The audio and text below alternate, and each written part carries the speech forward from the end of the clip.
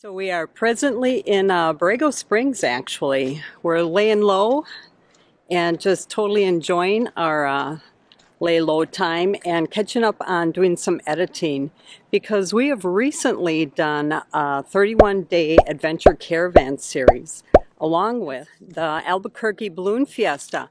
Make sure you check those videos out. They were awesome. I had so much fun editing them too. So right after that, our next big plan was to head to Las Vegas. We're doing the NHRA Dragster Nationals there. That video is coming up, so hold tight. That one will be coming. And while we were in Las Vegas, we also went to the National Indoor RV Center and had some work done. Unfortunately, we had some unexpected expenses and repairs, and that video too will be coming out. Stay tuned. You won't want to miss it.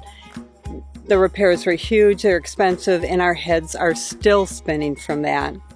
So, but a lot of times people ask us, how do we do our planning on where we're going?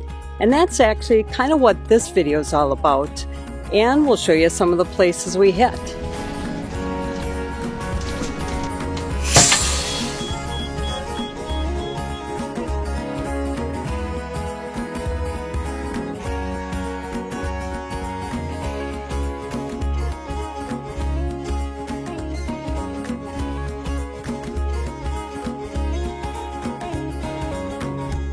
So when we plan our routes, we usually have some main places that we're heading for. Like we just left the Balloon Fiesta, and we know our next major destination is going to be Las Vegas for a couple reasons. The Dragster Nationals, and also having some repairs done at National Indoor RV Center. And we've got about 2 weeks to get from Balloon Fiesta and Las Vegas. We'll usually look at our maps and look at TripWizard, and we'll see what's in between our two definite, these are where we're going spots. And we'll kind of look around and we'll Google things to do, places to see in this area. And that's how we ended up with the route that we took. We ended up going over to the Meteor Crater near Winslow, Arizona. And we did head over to Lake Havasu too, two places we've never been before. And those were both really kind of fun. There's a lot of other things we did in between that and other little adventures that happen. So that's what this video is all about. What do we do in between our two planned and major stops? We are now packing up at the Enchanted RV Park in Albuquerque after the Balloon Fiesta, and we're heading to Winslow, Arizona to check out the Meteor Crater near Winslow. We're back on the interstate and have an opportunity to fuel up at our favorite truck stop, TA.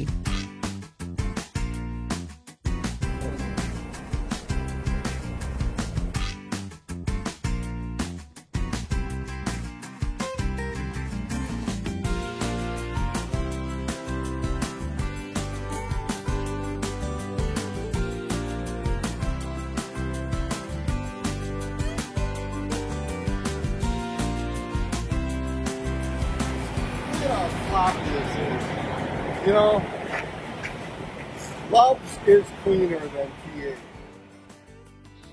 I went inside to purchase a box of Def, but they were all out. That was a first. All out of Def. So they're out of Def on the pump, they're out of Def on the boxes, but Paul, the overachiever, Paul, how many Defs do you have? I've got a full tank. So I'm good till December. Wow, we're not. And once we're done filling up, you can see from the Open Roads app that our total at the pump was $557, but our total paid was $486. That's a savings of about $71. Our price was 73 cents per gallon less than the pump price. You can go to our YouTube channel or website to learn more about the Open Roads diesel fuel discount card. Check out this video. And if you aren't already a member, sign up and tell them Our Journey in Miles sent you. We appreciate your support and you won't be sorry. Now that we're all filled up and Paul as well, we hit the road again. And after only 50 miles, we have arrived at the Meteor Crater RV Park.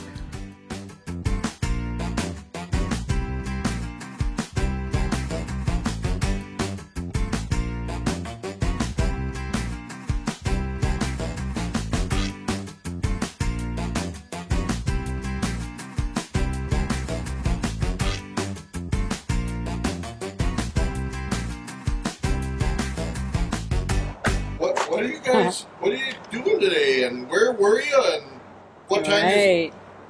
So what time is it? It is, I don't even know. About 3 o'clock, Yeah. 3:10. 3:10. We're going down to the Meteor Crater. Yeah, we're by Winslow, Arizona. We left Albuquerque today. Nice, easy drive on 40. Stopped and got some diesel. But now we're going to the Meteor Crater. We're only staying at this park for one night, and the crater is just 5.5 miles away. So we decided to get to the visitor center right away because it closes at 7. That's plenty of time for us to check it all out. We were able to get a senior discount along with a $5 discount because we're staying at the Meteor Crater RV Park. Good to know. And once we take the elevator to the top, we're by the Gift and Mineral Shop and the Crater and Discovery entrances. We first checked out the immersive 4D theater where we were part of an important flight mission to save the Earth, featuring the movie Collision. It actually was a lot of fun. All right, looks like we're getting ready to blast off. Roger that, Commander. It's your first time in space. Pretty amazing, huh? Whoa, Jesus. Oh my God. Something's whipping my leg. Just a study of the asteroids themselves. You okay? Their museum was actually really well done with all kinds of information before we actually headed out to the crater. Woo! How'd you get way to the bottom? Oh man, I don't know, I was watching the simulator and it was really good, and all of a sudden, just like on television, I was in it. So you know what? I gotta get back. Woo! Thank God. How'd you do that, Mark? I don't know, but I'm getting out of here before it happens again.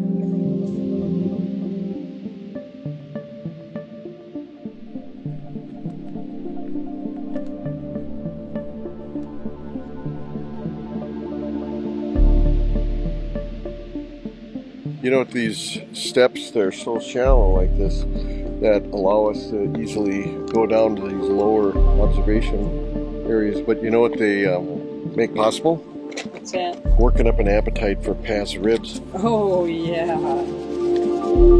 So each telescope is directing you exactly at what to look at. The crater is believed to have been created about 50,000 years ago. And the crater came to the attention of scientists after American settlers encountered it in 19th century. Daniel Barringer was one of the first people to suggest that it was produced by a meteorite impact. The Barringer family filed mining claims on the crater and purchased the crater and its surroundings in the early 20th century.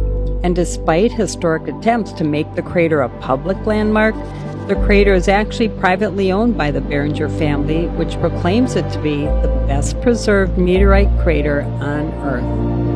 And if this isn't impressive enough, you gotta look around it too. There's a lot of open land out here.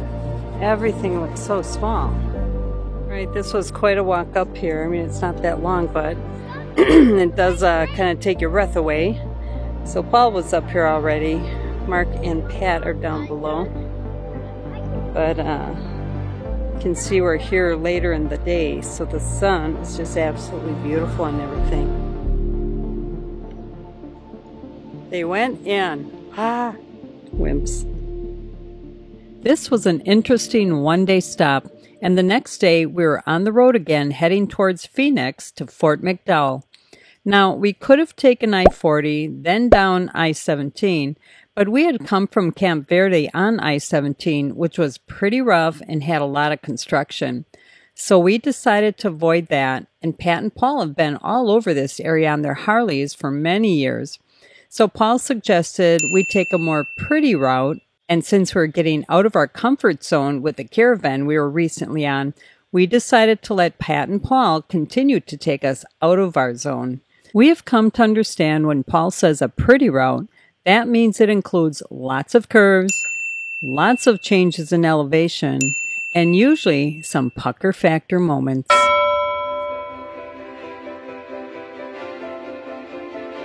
And Paul was right. It really was pretty, with all the different curves and elevation changes. And thank goodness there are enough areas that we can just pull over and get out of everybody's way.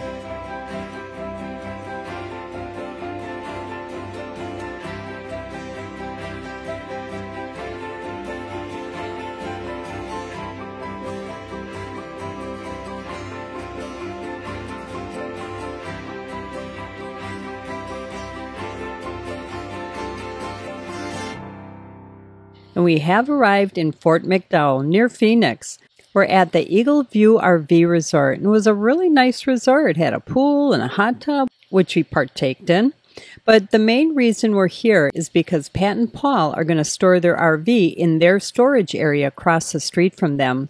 They're going to fly home for the holidays for about a month as we kind of tour around the area, and then we'll meet up with them later. But before they go to the airport, there is some exploring to do. So as we drove in, we saw this huge fountain to find out there's Fountain Hill Park, and this is what the area is known for. Oh yeah, in position, in the shade. How many minutes do I have?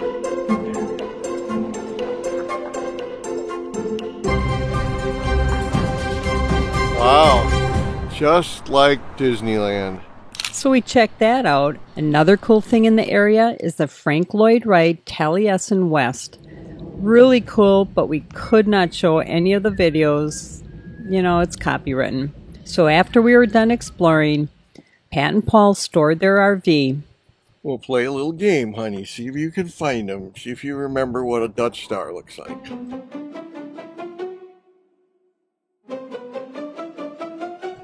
I think they're way back. Yeah, way back there. I think you're right. Yeah, he said something about being by a tree and then a truck by a personally selected spot. Snug as a bug. Leave it to Paul to park by dump trucks. Said he's more comfortable with the farm, being close to the farm equipment and cars. So this is where Pat and Paul have parked. The rig's going to be here for about, I don't know, 5 weeks, something like that. Cross your fingers. We will be doing this shortly. This video was shot way earlier than when you're actually seeing it now, so they will have already picked up their rig, and it's not here anymore. And a few weeks later, Pat and Paul got a phone call that the 2 trucks by them actually caught on fire. They had no damage, no melting, and they did get a free wash. And then we ended up taking them to the airport and had quite an experience coming back. Just made it back, and all is well. All right, we just had a windstorm, and I'm looking out the window. The sun is out, and I'm like, where is our Magna shade? So I go outside, I'm looking all around, and there it is. It literally blew off. Wow. So off we go to our next stop before Las Vegas. We made a one-day stop at NIRVC in Surprise, Arizona, and that video's coming. But then we made our way to Lake Havasu. We've never been there before. And as we approached the Campbell Cove RV Resort, coming from the east on Industrial Boulevard, we were a bit confused on the entrance. We saw this sign, but didn't notice this arrow telling us to enter behind the sign. So then, oops, we noticed the road entrance is on the left. Now what? Nope, this is not correct.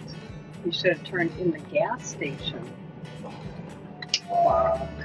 So I got out to look down the alley and saw we were good to continue. So we swung around to give it another try.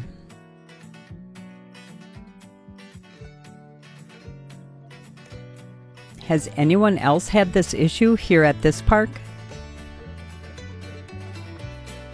The entrance. Let's see, read all that. Use the gas station entrance. Note to self, read the sign thoroughly. Yeah.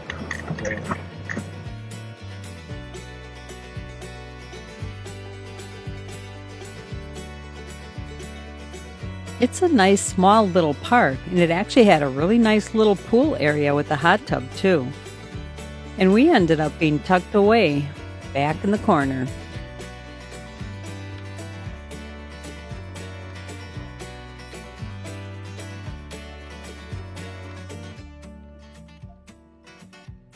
Mark, what are you doing?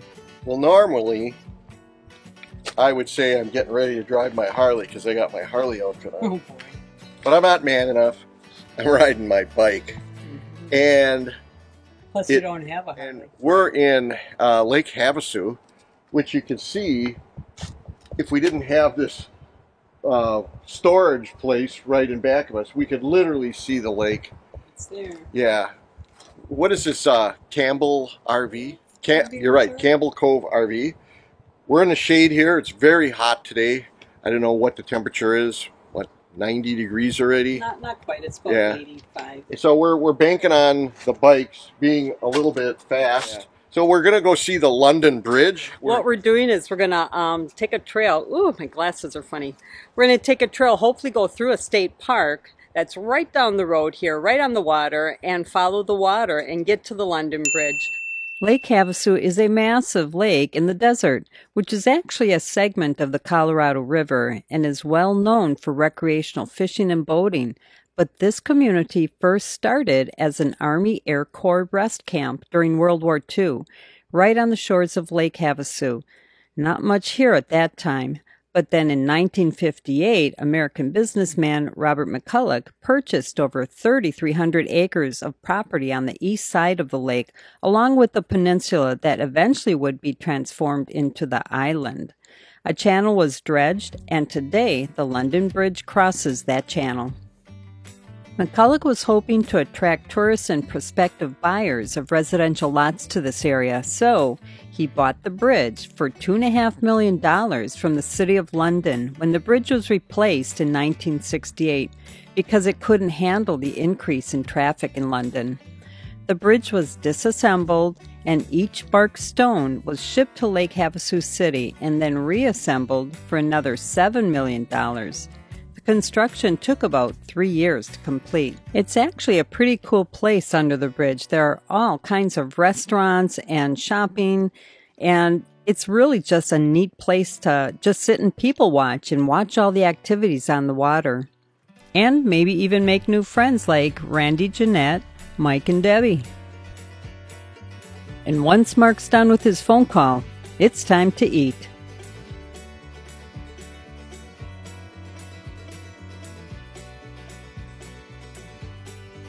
Mark, what did you do? Let me take a look here. I'm thinking we ordered too much. Yes. We've never been here before. Alright, small salad over here. We ordered too much. We'll be getting a box. Wow. Look at this. Wow, 1, 2, 3, 4. They only said it was 5 onion rings. I didn't know they were as big as your head. So we're now at the car show, and you can see we locked our bikes up right here. And now we're just ready to waiting for Mark, as usual. Oh, how timely. You know what? I always thought that thing in the sink in there was soap. Mark. It's a breath mint. Oh my God. Oh my God. Mark's here admiring the cars. I'm admiring the colors. It's like they've got them all in a rainbow. So the definition of 10 pounds of doo-doo in a 5-pound bag. Check that motor out. It just fit.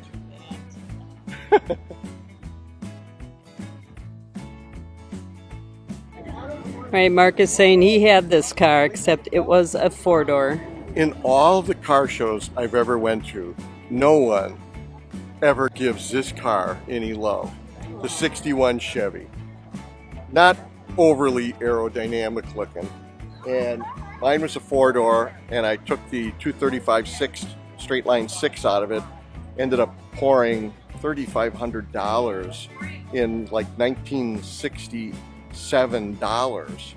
I put a 327 60,000 Ford motor in it, and I loved that car. I still dream about this car. Mine was tan, had a lot of good accents on it, chrome wheels. It was really cool. Wasn't as cool as this one, but in my eyes it was.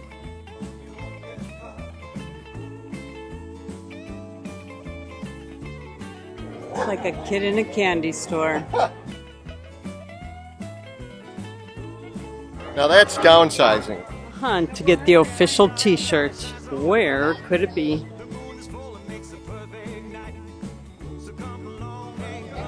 Right here. It looks better on this poster than it'll be on me, but it's the best I can do, you know.